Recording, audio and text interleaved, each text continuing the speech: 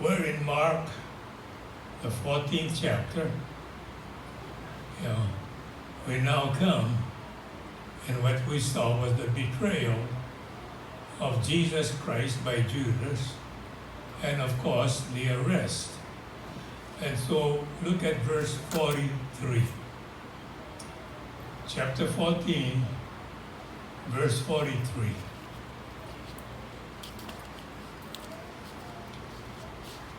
All right.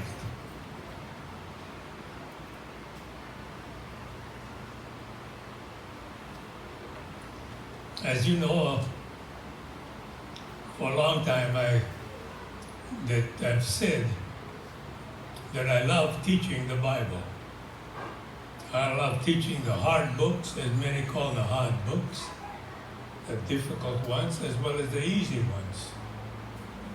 But when you look at all of these books, both the Old and the New, they're all books that are inspired by God, that He breathed into the words that were written, and that this is called the inspiration of God in the writing of these books.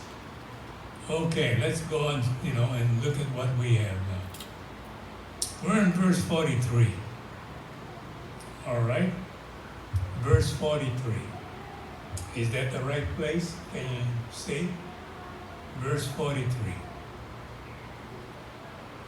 This is the betrayal and the arrest of Jesus Christ. All right? So in this verse 43, I look at in which it stated, immediately. While he was still speaking, Judas, one of the 12, came up accompanied by a crowd with swords and clubs, who were from the chief priests, the scribes, and the elders. And now he who was betraying him had given them a signal, saying, "Whomever I kiss is the one. Seize him, lead him away." Lead him away under God. And after coming, Judas immediately went to him, saying, "Rabbi," and then he kissed him. They laid hands on him and seized him. One of those who stood by drew his sword, struck the slave of the high priest, and cut off his ear. And Jesus said to them, "Have you come out?" Let's see, I missed one page. "Have you come out with swords and clubs to arrest me, as you would against a robber? Every day I was with you. I was with you in the temple, and you did not seize me, but this has taken place to fulfill the scriptures." They all left him and fled. A young man was following him, wearing nothing but a linen sheet over his naked body, and they seized him. And when he pulled free of the linen sheet, he escaped naked. That last verse 51, many commentators say that young man was the Apostle John. We don't know who, he doesn't say. All right? So let's go back to verse 43. So there was a big crowd that came to arrest Jesus Christ. They came to arrest only one person, and that's Christ. What he didn't mention over here, the fact that the soldiers, the Roman soldiers, accompanied these people, the chief priests and the scribes and the elders, to come and arrest Jesus Christ. And the Roman soldiers came in the event that Christ and the apostles would resist the arrest. But Christ didn't resist at all. He didn't give them any kind of opposition. He just gave himself up to these chief priests, the scribes, and the elders. And with the Roman soldiers around, and then the apostles had scattered, they would have no trouble in arresting Jesus Christ. The only thing is that Peter had took up his sword and had cut off the ear of one of the servants of the chief priest. And then Christ had said to all of these people, he said, I was with you in the temple, I was teaching. You didn't seize me. But this has taken place to fulfill the scriptures. So many of these events that happens, it was already prophesied under the Old Testament that these things will happen. He will be betrayed, that the betrayer will present him or will lead the chief priests and the scribes and the elders to Jesus Christ. That was prophesied. And that's the reason why they didn't arrest him, or there was no arrest in the temple. There was no arrest anyplace else but in this place. Because it was by prophecy. Old Testament prophets had stated that Christ will be arrested in the garden where he came out after he had prayed. Now, I go down to verse 53. Any questions on that section? The betrayal indicated and signified by the kiss of Judas on Christ, so that the chief priests, the elders, and the scribes, as well as the Roman soldiers, would know who to arrest. So the kiss betrayed Jesus Christ. Now in verse 53, we're going to look at now some of the trials of Jesus Christ. Mark, in writing this account, is not as detailed as the book of Luke or in the book of Matthew. So Mark just goes through you might say, the important information to describe the trials. They led Jesus away to the high priest in verse 53. All the chief priests and all the elders and the scribes gathered together. See, there's always only one high priest. Every year there's a high priest. But there are other chief priests who had also other duties in regard to the temple of God and in regard to the sacrifices and offerings that are made in the temple, but only one high priest every year. The first high priest, it will be Annas. It's not mentioned over here, but it's mentioned in the book of Luke and in the book of Matthew. So first they took him to Annas, and then Annas was to retire, and then Caiaphas was the next high priest that Christ had to stand before in trial. All right? This one just says, if they led Jesus away to the high priest. And then all the chief priests, all the other priests, and all the elders and the scribes were all gathered together. And Peter, now the apostle, had followed him at a distance, right into the courtyard of the high priest. And he was sitting with the officers, warming himself at the fire. Now the chief priest and the whole council kept trying to obtain testimony against Jesus to put him to death. And they were not finding any. Verse 55 said they were looking for evidence by which they can accuse him and by which they can sentence him to death. Now, if the evidence is only of a Jewish evidence, then they couldn't put him to death, because the Roman government, who is ruling over the Jerusalem and ruling over Judea, had taken away capital punishment away from the Jews. So the Jews cannot, execute capital punishment because the Roman government had taken away from him. So the only way that Christ could be crucified And crucifixion is the means of Roman execution, you know. And so the only way that Christ could be crucified is that he had broken Roman law. He didn't break any Roman law because, Pilate had said, I find no fault in him. Herod, the other governor, said also the same thing. I find no fault in him. I want you to go back to the book of Matthew. All right?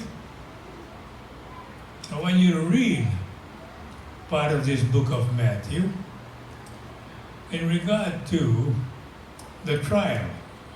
All right? So I want you to turn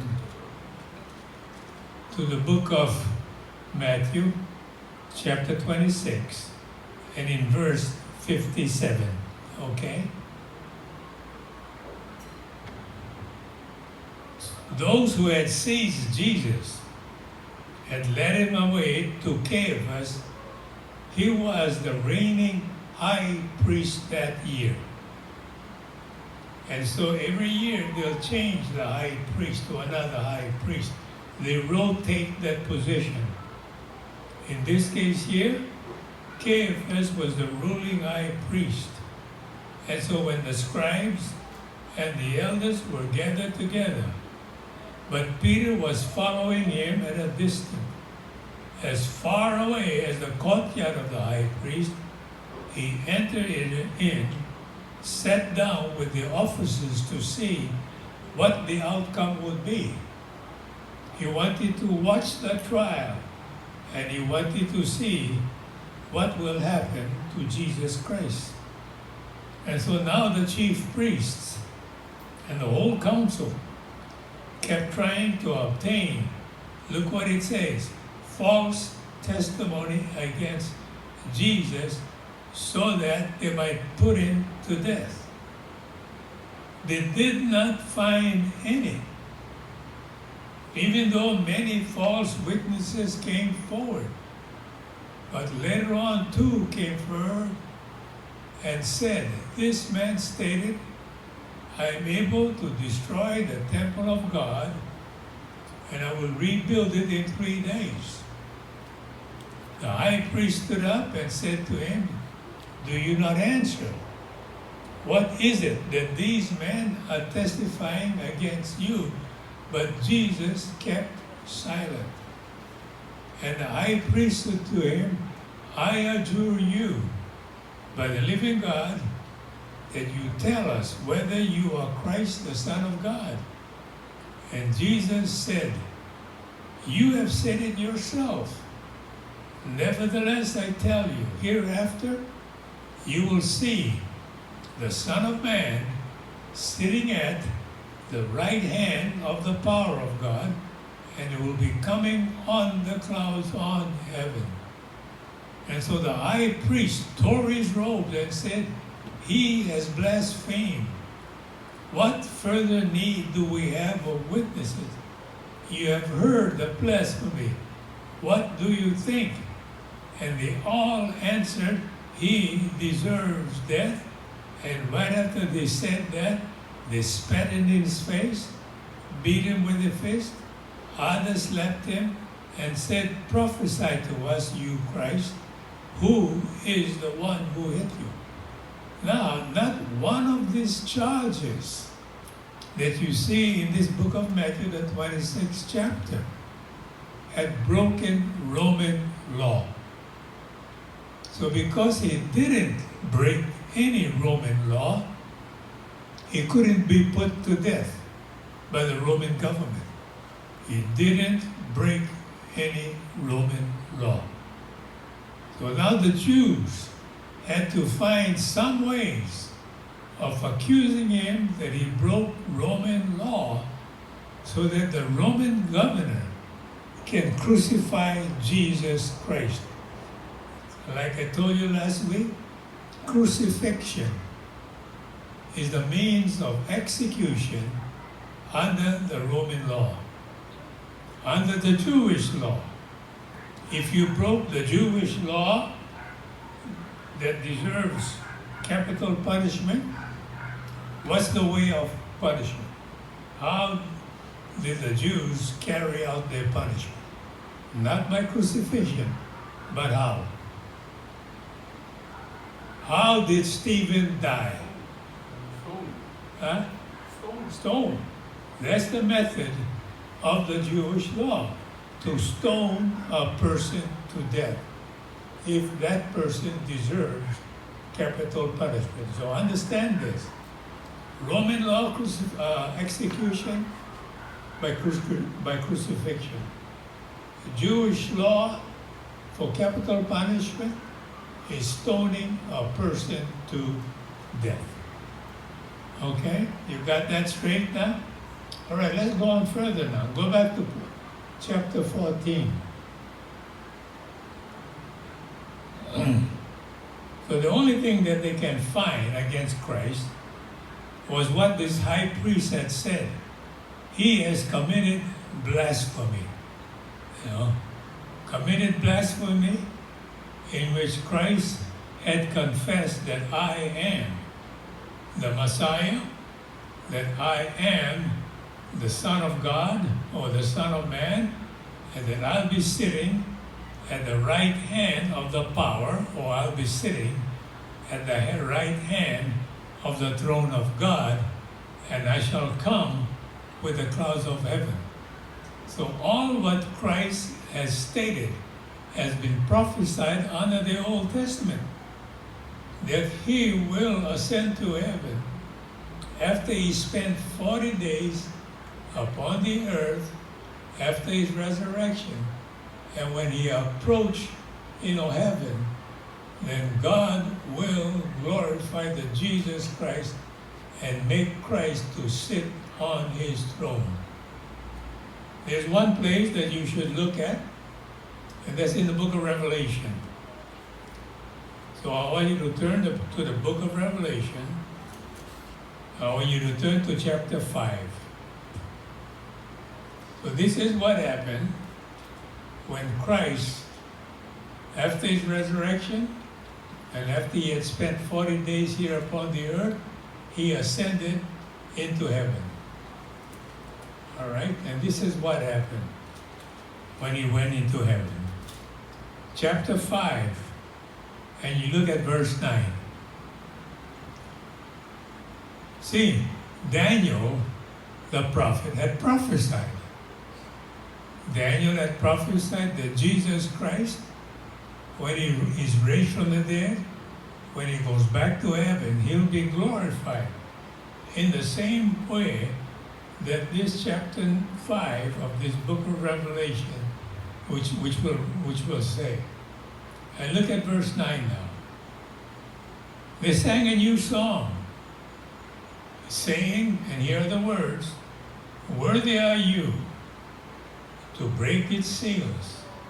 You were slain." That is, you were killed by means of crucifixion, but your blood has purchased for God men from every tribe and every tongue, every people and nation. You have made them to become a kingdom and priests to our God, and they will reign upon the earth. So the blood of Christ was shed on the cross, and in that way he broke the seal that's mentioned in the book of Revelation.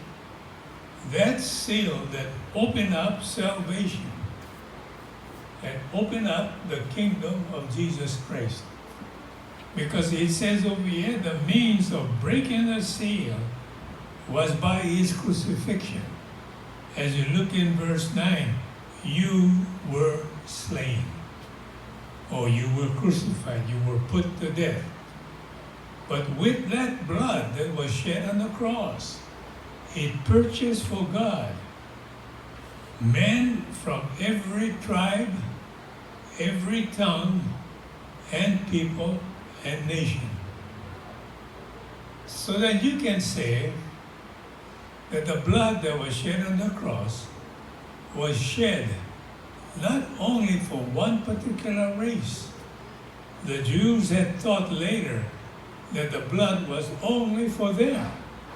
But when you read this passage of this chapter 5, that blood that was shed is for every one or every soul upon this earth. Not only for one particular race, the nation of the Jews, but for everyone. Everyone then, it said over here in verse 10, you have made them to be a kingdom and priests to our God. Everyone, by the means of the blood of Christ, can now belong to the kingdom and now can become priests of God. All by virtue of the blood that was shed on the cross. See, the blood of Christ is very powerful. That's why Paul had said, I'm not ashamed of the gospel, because of the power of God unto salvation. He says to the Jew first and to all the Gentiles, because therein is revealed God's righteousness. So the blood of Christ purchased every soul here upon the earth. From the people before Christ and the people at the time when Christ died, and for people all throughout the coming ages. That blood of Christ will wash away their sins. It's amazing how powerful that blood of Christ is. All right, let's go back now. He goes on to say this. He says in verse 58 now, some stood rather, in verse 57, some stood began to give false testimony, saying, we heard him say, I will destroy this temple made with hands, and in 3 days I will build another made without hands. And not even in this respect was the testimony consistent. So the high priest stood up and came forward and questioned Jesus. Do you not answer? What is it that these men are testifying against you? And then in verse 61, he kept silent and did not answer. It's only when Christ had stated this, when he answered the question of, are you the Christ, the Son of the Blessed One? Jesus said, I am. And you shall see the Son of Man sitting at the right hand of the power of God and coming with the clouds of heaven. And so now the high priest Caiaphas said, what further need do we have of witnesses? You have heard the blasphemy. How does it seem to you? And they all condemned him to be deserving of death. Some began then to spit at him, blindfold him, beat him with the fist, and then they said to him, prophesy. And the officers received him with slaps in the face. Now the testimony, this testimony that was given when Christ says, I am, that you shall see the Son of Man sitting at the right hand of power, is true. Because it's according to the prophecy of Daniel, and it's according to the prophecy of Isaiah. So it's true. But what this, testimony that was given could not be used, let me repeat, could not be used by the Roman government to crucify him. Because what he had stated didn't do anything with Roman law. What he had stated dealt only with Jewish law. So now, these high priests and the chief priests now have to find another source of evidence. Not evidence in accordance to the Jewish law, but evidence that will show that Christ broke the Roman law. All right? So get the difference now.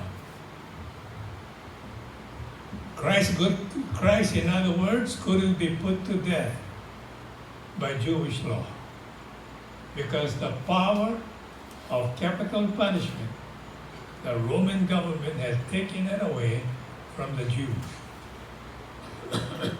The only way that the Jews can execute capital punishment is for anyone that's a Jew to break Roman law. And since Christ didn't break Roman law, then these Jews, these priests, elders, high priests, will have to find the evidence of Christ breaking Roman law. So what law did he break then that Christ deserved to be crucified? We'll look at it as we continue to study. In verse 66, remember now, Christ had told Peter, you're going to deny me 3 times. Here come the denials now. As Peter was below in the courtyard of the high priest, one of the servant girls of the high priest came, and seeing Peter warming himself, she looked at him, and she said, you also with Jesus the Nazarene. Here's the first denial. He denied it. I neither know nor understand what you are talking about. So that's the first denial. He denied it. That was when he was in the courtyard. And now when he went out into the porch, the servant girl saw him. And again, once more, to say to the bystanders, this is one of them. Now look at the second denial. But again, he denied it. And after a little while, the bystanders were again saying to Peter, now it's not only the servant girl, now you've got other bystanders who came to tell Peter, you are one of them. Surely you are one of them, you are a Galilean. And now look at the way Peter denied. His third denial, he cursed and he swore. I do not know this man you are talking about. So the first denial to that servant girl was a mild denial, I neither know nor understand what you're talking about. The second one, you have bystanders. This is one of them. And then he denied it now. Not only to the servant girl, but to the bystanders. And so they came again and tell Peter, you are one of them. You are a Galilean. And then the third denial, he cursed and he swore. That's usually the progress, You keep on hammering at a man, he'll just say, no, I don't know. Next time they come again to him with some more people, the girl and the bystander, I don't know him. The third time, Peter's patience ran out. And when Peter's patience ran out, he had a temper. Peter had a temper. And so he cursed and he swore. And now he says, I do not know this man you are talking about. That's usually in human nature too. You press a person, usually by the third time, that person is going to be swearing and cursing you. and deny whatever accusation you would make against that person. That's what deny is there. Peter had a temper. He didn't have any patience. So he denied by cursing and by swearing and saying, I do not know this man you are talking about. And as soon as he made the third denial, a rooster crowed a second time. Hey. Peter remembered now how Jesus had made the remark to him. A rooster crows twice, and you will deny me 3 times. And he began to weep. He realized the fact that he had denied his master. Under pressure, had a temper, had no patience. And that's why he swore and he cursed at the third denial, and then the rooster crowed the second time. So when the rooster crowed the second time, he began to weep. In the other, I look at the other account. Let's look at of Matthew 26 again. Go back. And let's see the way it's stated in chapter 26. Okay, verse 69. Matthew 26. Now Peter was sitting outside in the courtyard. Servant girl came to him and said, you too were with Jesus, the Galilean. But he denied it. Denied it before them all, saying, I do not know what you are talking about. When he had gone out to the gateway, another servant girl.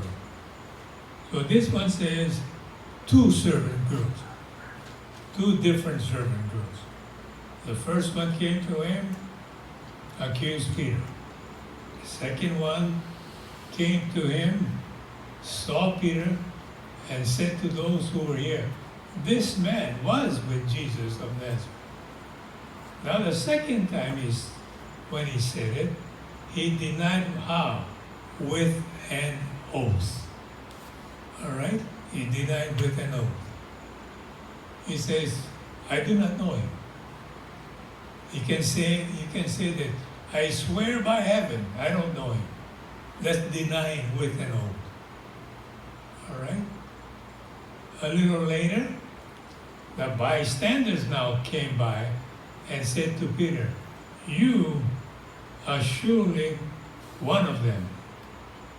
And even the way you talk gives you away. Peter was a Galilean.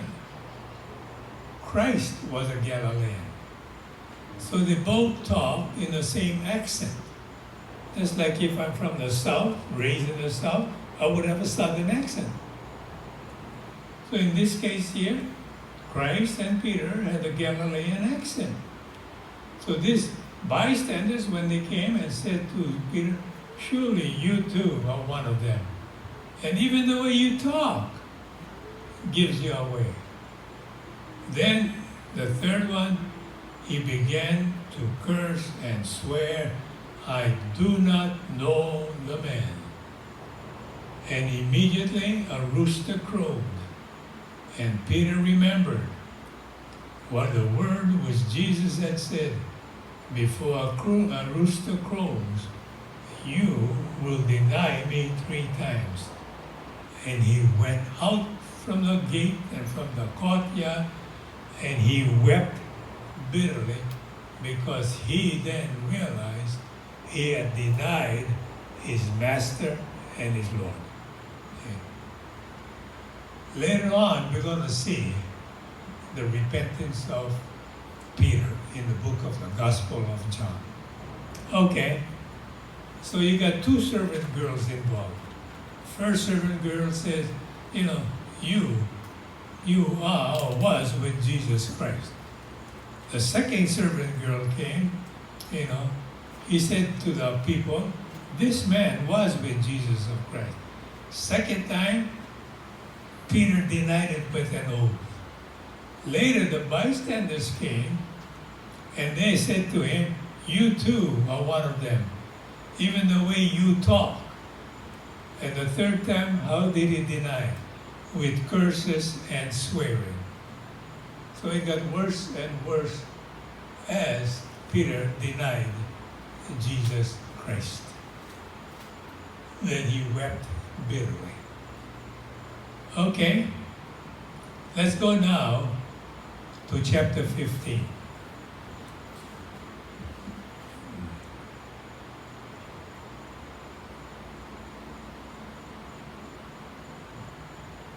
Any questions? Any questions from any one of you regarding Peter's denial? So the first lie was what? Ah? The first lie was what? His first lie, denial. The first what? The first one was what? A servant girl. Okay. Is that what you're saying? No, so his second lie was an oath, right? Yeah. What was the first one? Just a plain denial. Oh, plain. Here, he says, well, I never knew. I don't know this guy. That's all. Okay. Second time he says, with an oath. He says, swearing with an oath by saying, I'm swearing by heaven, I don't know him. The third time is what?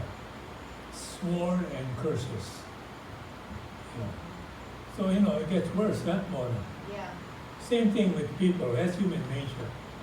If you have a temper and you don't have any patience, that's normally what happens.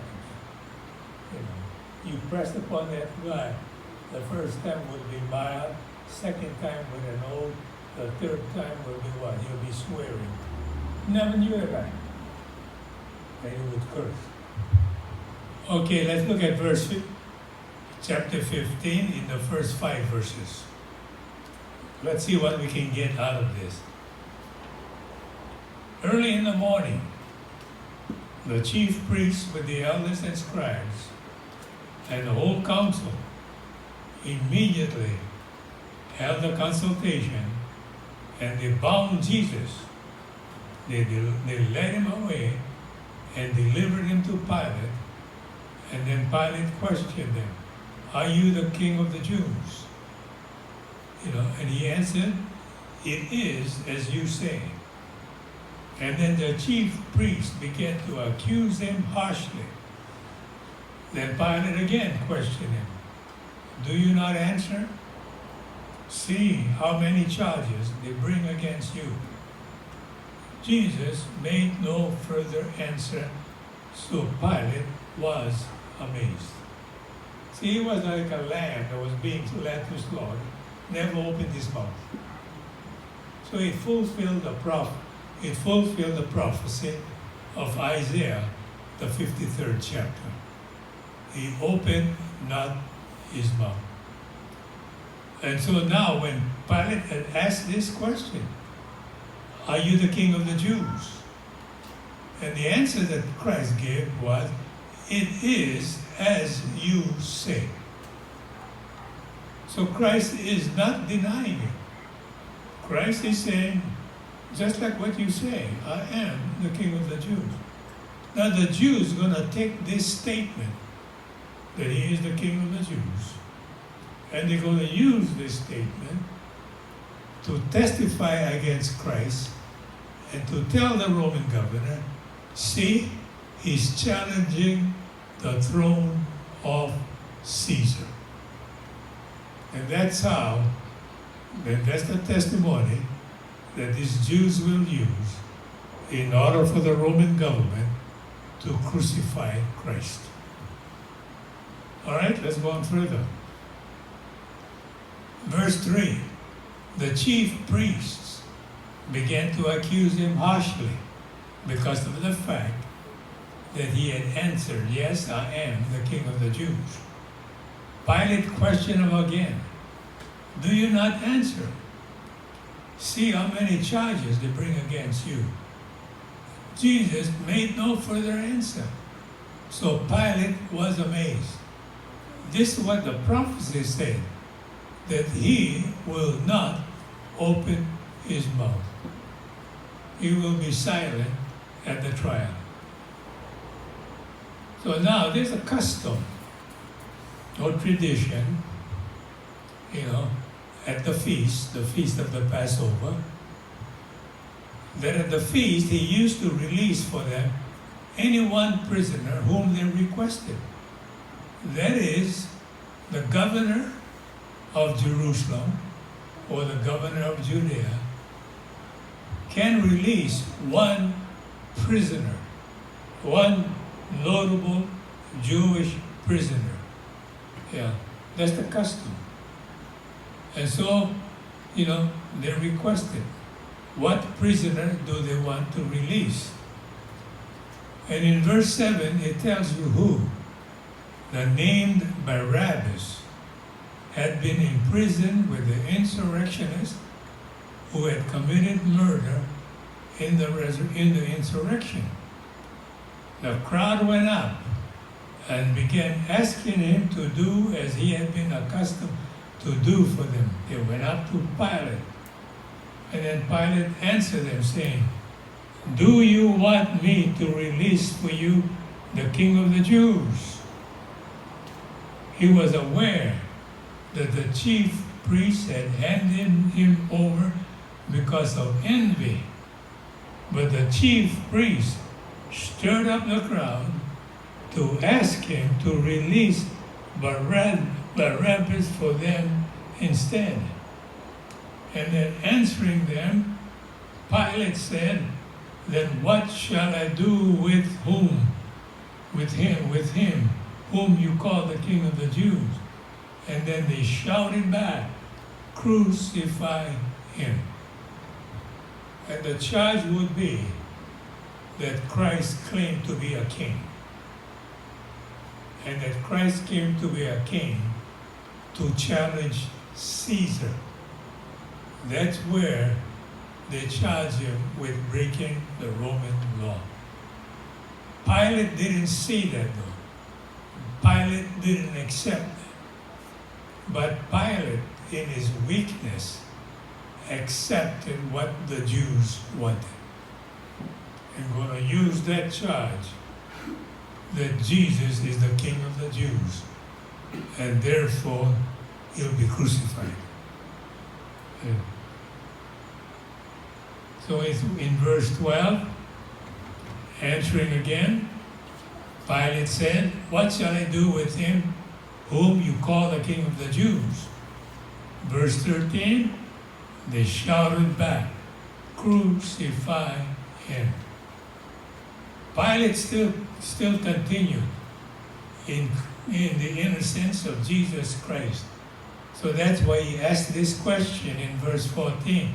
What evil has he done? According to Roman law, Jesus had never committed an evil crime. Never. But the Jews wanted to crucify him on the basis that Christ wanted to be the King of the Jews, to challenge Caesar. And so the more, they shouted all the more, "Crucify him." And so what happened? Wishing to satisfy the crowd, Pilate released Barabbas for them. And after having Jesus scourged, he handed him over to be crucified. To be scourged means to be whipped, to be beaten, to use, whips, and to use, branches in which they will beat up Jesus Christ. They will scourge him, and that's what scourge means. They will take some kind of weapon, some kind of whip, some kind of branch, to keep on flogging Jesus Christ until he was bleeding so much. Then of course they took a what? crown of thorns, which we're going to come and look at it. So Christ had suffered a lot for your salvation, for my salvation. He was not just crucified. He had to be tortured. He had to be scourged. He had to be whipped. And he had to wear a horrible crown of thorns that pierced his head. And that's why his head, they said that the easiest place to bleed is your head. Blood comes out more easily out of your head. And so he said the soldiers, having Jesus scourged, he handed him over to be crucified. So now Christ had been handed over by Pilate to the Jews, and he said, crucify him. So in one place, in the book of Luke and the book of Matthew, Christ will take not Christ, but Pilate will take a bowl of water, wash his hands, and he said, I wash my hands of this whole matter. You take care of Jesus Christ. So that's what Pilate did. He washed his hands. Washed his hands clean. He's saying, I don't want any part of this crucifixion. You take care of him. So he was trying to, escape his guilt. And that's what he did. He washed his hands. And so when the soldiers, when they took him away into the palace, there is the praetorium, they called together the whole Roman cohort, the whole regiment of soldiers. They called all of them. And so what did these soldiers do? They dressed him up in purple. The color purple is the color of royalty. It signifies the royalty of Jesus Christ. And after that, they placed upon him a crown of thorns they put on him. And they began to acclaim him. Hail the King of the Jews. But they kept beating his head with a reed, spitting on him, kneeling and bowing before him, making fun of him. After they had mocked him, they took the purple robe of him, put his own garments on him, and they led him out to crucify him. So Christ died a cruel death. They didn't just take him, put him on the cross and nail him. They scourged him, they whipped him, they beat him, they made fun of him, spat on him, they crowned him with thorns. They did all of that. And then Christ had to carry his own cross up to, the mount, and there be crucified. All right.